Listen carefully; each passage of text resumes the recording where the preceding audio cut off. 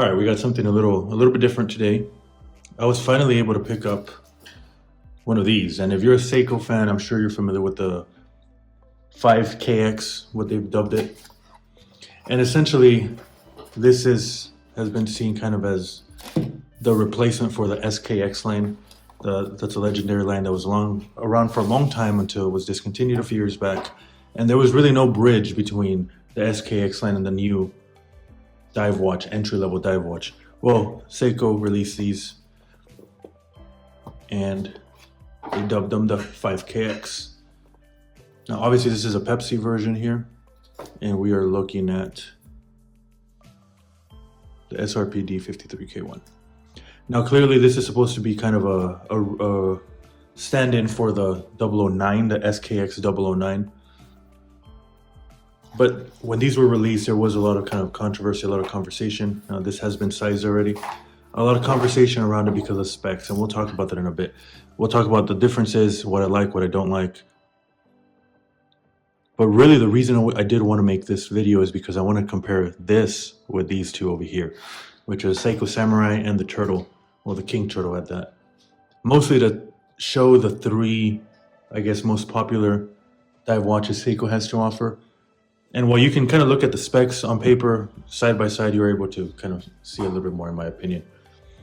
So here's a 5KX, obviously the Pepsi version here. Now the dimensions on this are almost identical to that of the SKX. I've owned the 009 for a couple of years, and really it did feel like it was the exact same watch, minus the cosmetic differences. You're looking at a little bit under 42 millimeter case, I think 41.5, I've seen it listed. Almost identical to the SKX line. Now, what are the major differences here?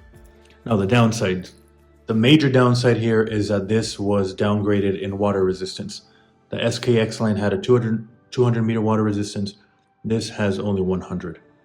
By that same vein, that same logic, this does not have a screw down crown. The SKX did. And that in and of itself disqualifies this in the minds of a lot of people. Personally, I don't mind, I don't care. I don't think this watch will ever see more than a few feet of water, if that. So I don't mind that. So that's really all I'll say about that. Another major difference is that this has an exhibition case back here. To me, I kind of like that. I do see that as a positive. And the other major positive thing to me are the indices here. These are actually applied indices. In the SKX line, they were just painted on, I believe, and I prefer this look here. One other thing, this is lacking an actual pip here. The SKX line did have that.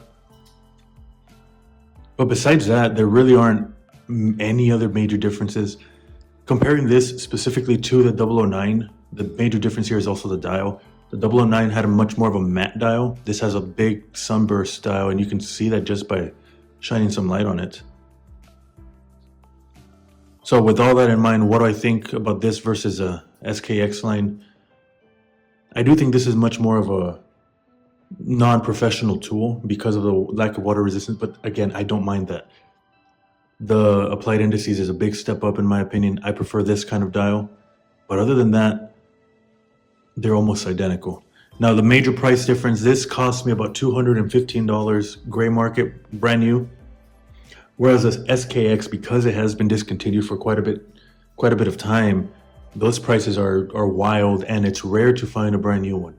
So this one I would say is around $220, $230 if you go gray market. Whereas the SKX is running in north of $350, close to $400 for one in decent condition. So when you ask, which do I prefer? I think the obvious value proposition according to today's market is clearly this one. And that's really why I went with this. I owned a 009 a few years ago, and I wanted another one, but looking at the price, I said it just made no sense to spend twice the amount, almost twice the amount on that instead of getting this. But like I said, this is a good entry-level dive watch. This is now Seiko's entry-level dive watch. It features an automatic movement, date, exhibition case spec. Perfect entry-level watch here. But I did want to make this video to compare it to these other watches here. Now these are clearly, again, if you're a Seiko fan, you clearly know these watches. And of course the Samurai. Now the specs on this, let's kind of hit it through rather quickly. This is a king turtle here. Same thing, date, magnifier, screw down crown, no exhibition case back. 200-meter water resistance. Now the diameter on these are different everywhere. A lot of people measure from where the spring bar goes to the spring bar, but you're looking close to 44 millimeters, maybe a little bit north, 44.5 millimeters. And like I said, this is an absolute tool watch. Fantastic piece, one of my favorites. This is a Manta version. You can see that in the background there. But this will run you around $400, $450 gray market. So again, a good $200 more than the 5KX. Now, the Samurai over here, this will run you a little bit cheaper, but you have very similar dimensions on paper.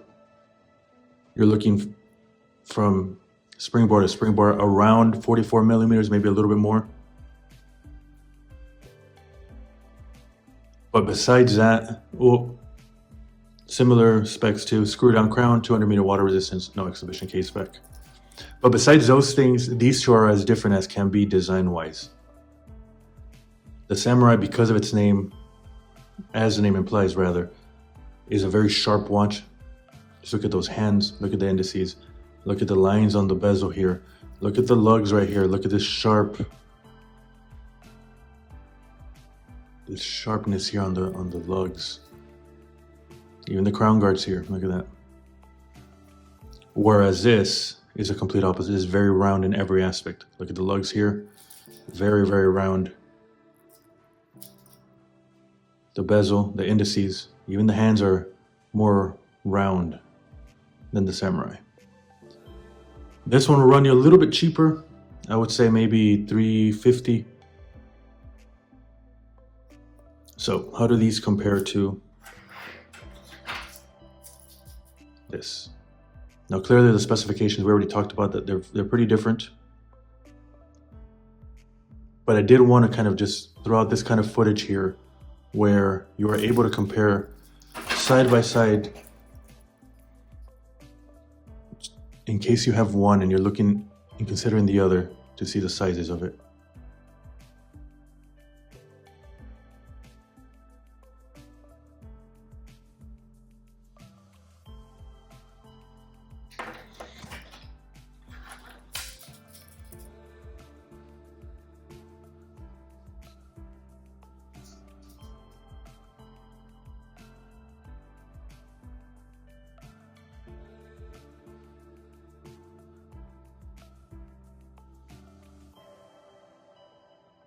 So all in all, which do I think is the best watch?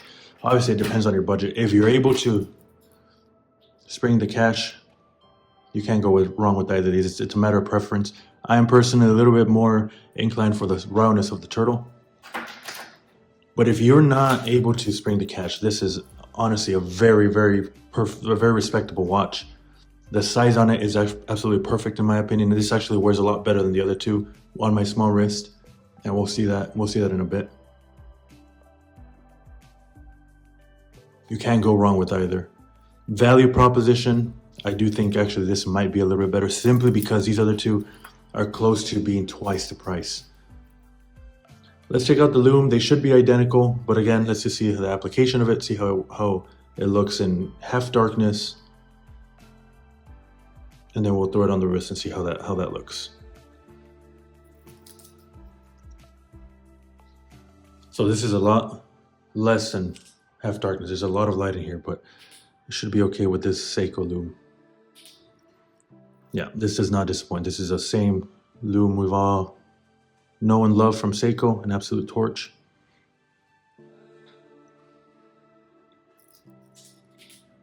See, it's time like this that I actually do miss the pip.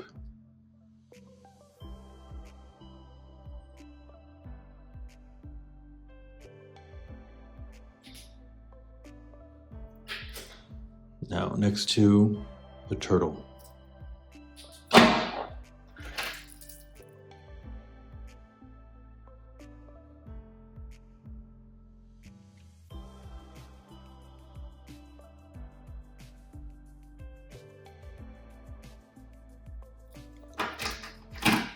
And now let's throw this next to the samurai.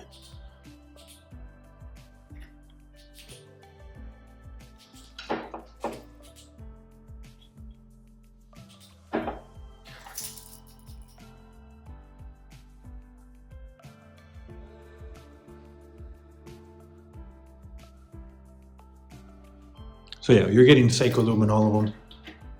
But again, because of the price difference on this one, I do think you can't go wrong with this. If you need a budget diver, this is the one to go with. But let's go ahead and throw it on the wrist and see how that wears.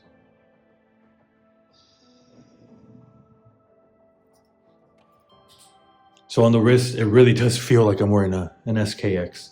Like I said earlier, the dimensions are almost identical here. So that totally makes sense. The bracelet does seem a little bit flimsy, but that's not surprising for a watch in this price range. But all in all, this feels like a solid dive watch. It's big, but not too big. A problem I do have with the other divers we reviewed. But overall, that dial looks fantastic out in the sun. And I do think this is a keeper in my collection here. You can't go wrong with this one.